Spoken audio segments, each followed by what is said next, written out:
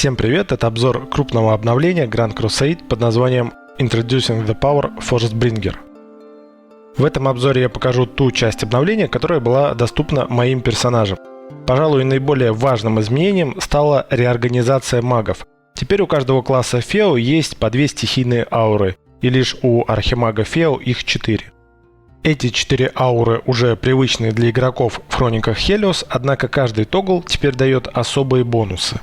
Огненная стихия увеличивает на 20% магическую атаку. Сейчас я переключу стихию, и это должно быть видно в параметрах персонажа. Магическая атака увеличилась с 20 тысяч до 24. Стихия воды снижает откат умений на 5%. Запоминаемый откат даблкаста, который теперь называется колдовство взрыва, минута 32. Включаем стихию воды, откат снижается до минуты 27.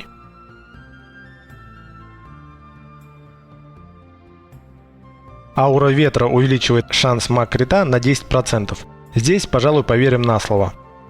И, наконец, 4-я стихия земли увеличивает физзащиту на 796. Переключаю тогл, и физзащита увеличивается с 3700 до 4500. Обратите внимание, что при переключении тоглов появляется триггер «Элементальная гармония», который увеличивает атрибут атаки. У этого триггера есть 3 уровня. На первом плюс 50, на втором плюс 70, а на третьем плюс 100 к атрибуту атаки. Кроме изменения атрибутных тоглов, у магов изменилась работа умения буйства стихии. У архимага этот скилл называется Volcanic Destruction. Это так называемая коридорная массуха, которая наносит урон силой 563 по всем противникам на пути к выбранной цели. Вдобавок, Volcanic Destruction накладывает 2 дебафа. Первый снижает маг-защиту на 20%, а второй с эффектом воспламенения снижает мощность хила на 20% и работает как метка у суммонера. Урон, который она наносит, зависит от маг-атаки атакующего и МДФа противника. Вслед за изменением буйства стихии изменились эффекты умения взрыва стихии, и в зависимости от включенной ауры накладывают разные дебафы. Под аурой огня слаг работает как массуха с эффектом воспламенения на 10 секунд. Кроме того, у этого слага очень симпатичная анимация. Под аурой воды взрыв наносит точечный нюк с эффектом заморозки на 3 секунды. Под аурой ветра массуха с эффектом отбрасывания.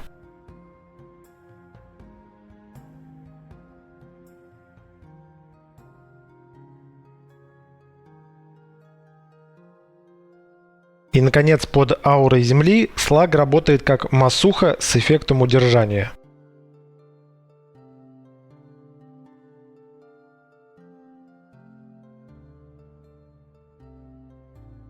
Примерно похожими свойствами обладает измененное элементальное или стихийное разрушение. Теперь оно имеет общее название у всех классов Фео.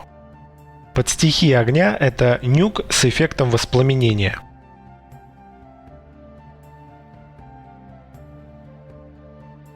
Под стихией воды это нюк с эффектом заморозки или снижение скорости передвижения на 20%.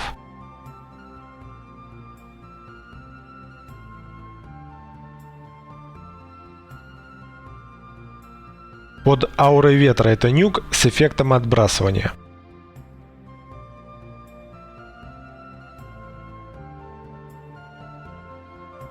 И, наконец, под аурой земли это нюк с эффектом удержания на 3 секунды.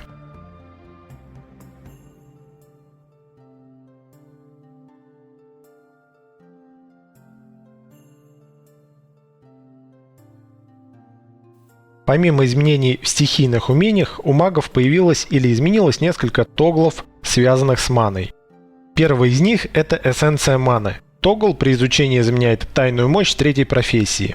Он увеличивает маг-атаку, физзащиту и шанс маг-крита с 85 на 30%, с 95 на 40% и со 101 на 50%. При этом потребляет незначительное количество маны даже на 85 уровне. Следующий скилл – это Mana Shield. Теперь он стал тоглом и называется Телесный барьер маны. Содержит 10% рефлекта на 85 уровне поглощает 90% урона, а остальная часть идет в ману, и потребляет 50 МП за тик. На 101 он поглощает 95% урона.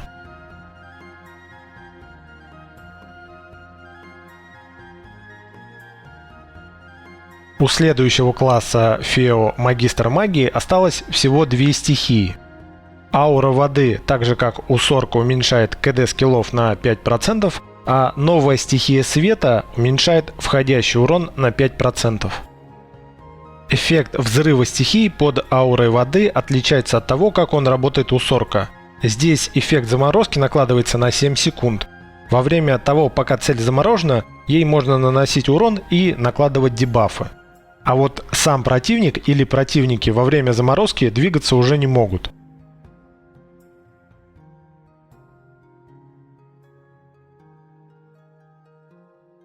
Взрыв стихий под аурой света наносит урон вокруг цели и накладывает эффект стана. Похожая механика у скилла Elemental Crush или стихийное разрушение. Только урон и эффект стана не массовый. Любопытно, что анимация старого даблкаста теперь перешла к магистру магии в умении автоатаку шип стихии под стихии света. В остальном все так же. Тоглы нового мана-шилда и эссенции маны работают точно так же, как у Сорка. У Инквизитора или СЛХ аналогичная ситуация, как у Мистик Мюса. Осталось всего две ауры. Стихия огня работает так же, как у Сорка, а вот аура тьмы увеличивает мощность магических умений на 5%. Буйство стихии под аурой тьмы у СЛХ – это точечный нюк, накладывает дебаф на 20% уменьшающий маг-защиту и на 50% увеличивающий урон критической атаки умениями. Похожим образом работает взрыв стихий. Кроме дебафа и урона, он перемещает мага к цели.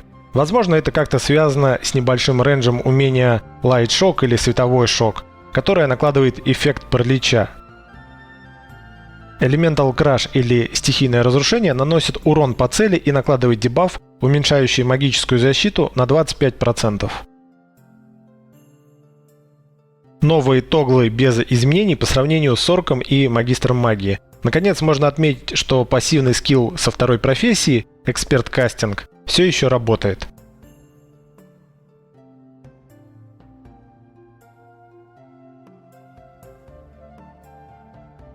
У СХ или Повелителя Бури осталось тоже две стихии – стихия ветра и стихия тьмы. Эффекты аур аналогичны тем, что есть у Сорка и Инквизитора. Стихийное разрушение также без изменений, а вот буйство стихии с аурой ветра – это массовый нюк, на 20% снижающий магическую защиту противников вокруг цели. Взрыв стихий под аурой ветра – это тоже массовый нюк с эффектом головокружения. Мне не удалось разобраться, в чем этот эффект заключается, это, по всей видимости, новый дебаф, против которого даже есть специальные эликсиры за Олимп-значки. Впрочем, в остальном тогл-скиллы аналогичны предыдущим магам. Единственное, что могу отметить, это острую нехватку маны у СХ на 86 уровне. У Некроманта или Пожирателя душ осталась аура тьмы и земли. Все ауры работают точно так же, как у Сорка или СХ. Стихийное разрушение под аурой тьмы – это нюк с эффектом дебафа, снижающим МДФ у цели на 50%, и иконкой старого глума. Буйство стихии под аурой тьмы снижает маг-защиту на 20% и атрибутную защиту на 25%. Взрыв стихий под аурой тьмы или слаг наносит мощный удар силой 749, а под аурой земли опрокидывает на 5 секунд.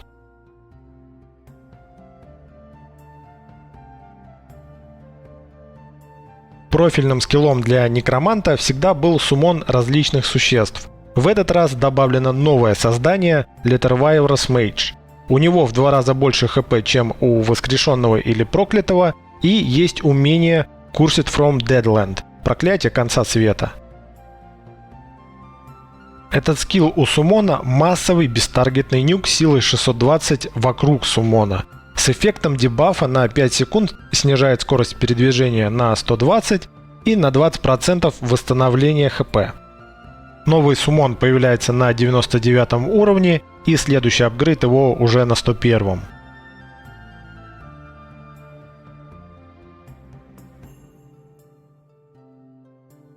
Пожалуй, про классовые различия Фео достаточно, теперь кратко об измененных скиллах. Путь гибели теперь называется «Тайный удар кометы». Это коридорный массовый нюк силой 620, наносит урон всем противникам на пути к цели. Кроме того, накладывает эффект дебафа на 7 секунд, который снижает скорость передвижения на 80 поинтов. Откат этого умения сбрасывается при появлении триггера колдовство маны, но об этом чуть позже. Следующий измененный скилл – Врата гибели. Теперь он называется Четверной взрыв стихий. Наносит урон силой 635 и накладывает дебаф с эффектом опрокидывания для всех противников вокруг цели. Кроме того, дебаф действует как кровотечение. И, пожалуй, самым интересным изменением общеклассовых умений Фео стал скилл Двойное колдовство. Теперь он состоит из двух эффектов и, как я уже говорил, называется колдовством взрыва. Селф бафается на 30 секунд, снижает потребление маны, откат умений и шанс отмены чтения заклинания. Во время эффекта от колдовства взрыва вылетает триггер на 5 секунд с иконкой удаленного уже скилла Дух мага. Этот триггер называется колдовство маны. Он сбрасывает откат умений Тайный удар кометы и увеличивает маг-атаку на 50%. Затем вылетает еще раз на 5 секунд, опять сбрасывает Тайный удар кометы, увеличивает маг-атаку уже на 60% и скорость каста на 100. В третий раз тоже появляется на 5 секунд, сбрасывает удар кометы, плюс 70% маг-атаки и плюс 200 к каст-спиду. Наконец, в четвертый раз сбрасывает удар кометы, активирует возможность каста Четверного взрыва стихий, бафается он уже на 15 секунд и добавляет 100% к маг-атаке и 300 к скорости каста. Завершая обзор измененных умений Фео, хочу обратить внимание на немного измененную анимацию Блэкхола. Следующая часть контента, которая подверглась изменениям, это зона охоты. В таинственной таверне появился новый рассказ «Выбор Каина». К сожалению, видеоматериала по прохождению таверны я не нашел, компенсирую это рассказом о самом выборе Каина. Из-за подстрекательства Нидраха, если прочесть наоборот, получится Хардин, тот самый таинственный маг, который преследует Артек по классовым квестам. Семья Вон Хельман, до этого поддерживавшая царский дом Руны, задумала восстание против своего лорда. Однако царская семья Руны с самого начала знала об этом. Особняк Вон Хельман был окружен и захвачен.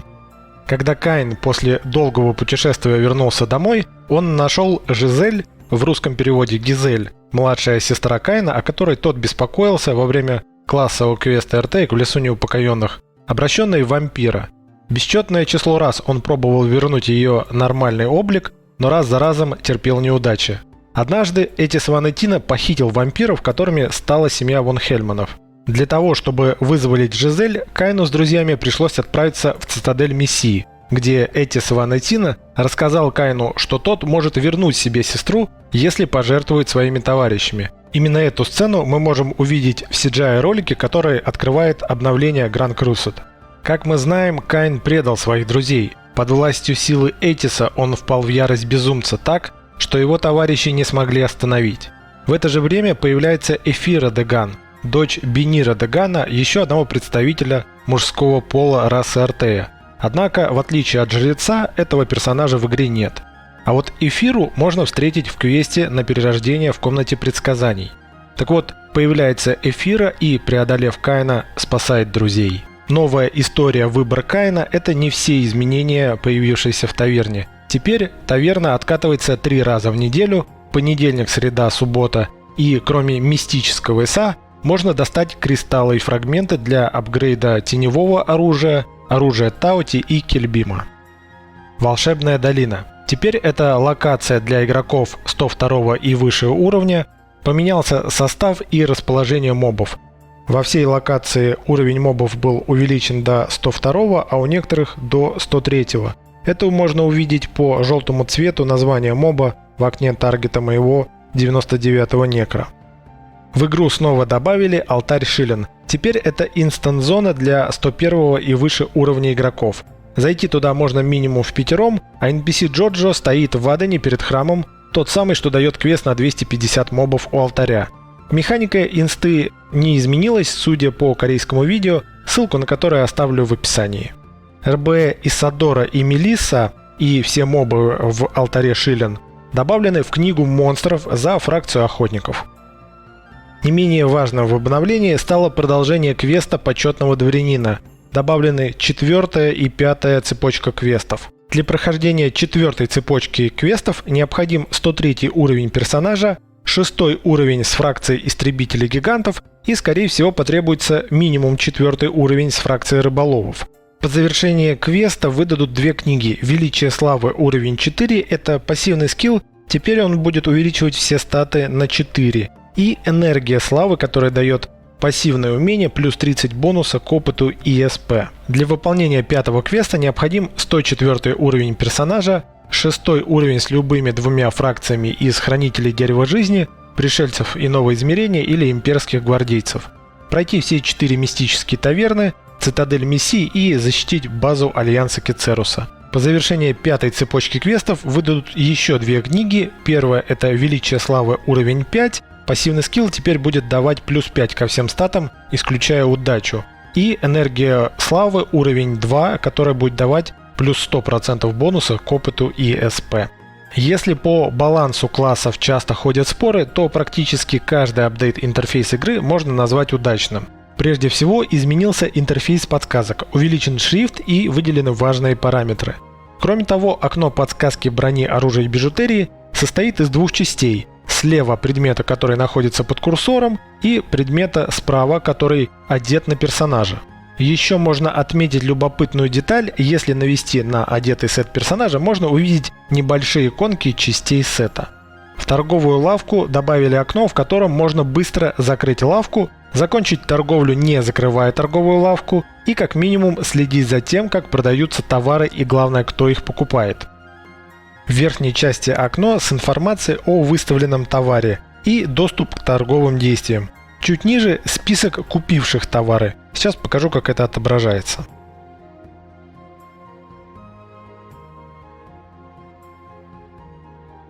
Пожалуй, сделаю еще одну покупку.